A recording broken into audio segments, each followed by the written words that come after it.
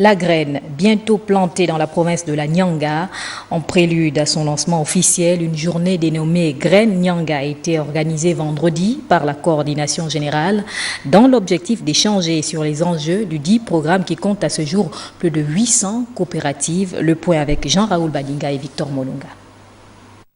En mettant pied dans la Nyanga, le programme Graine se pérennise et prend de plus en plus une dimension qui politiquement se veut nationale. C'est près de 800 coopératives déjà enregistrées, près de 14 000 adhérents sur les 20 000 qui est notre objectif initial.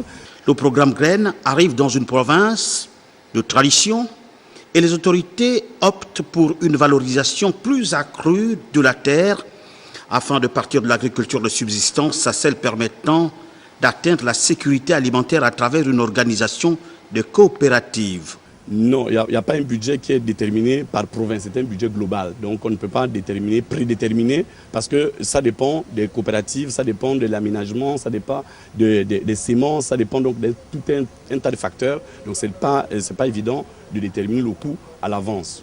Au-delà de cette mission, l'État gabonais vise un autre objectif, faire des Gabonais des entrepreneurs agricoles modernes. On va les prendre par la main et nous allons leur montrer comment on gère une coopérative.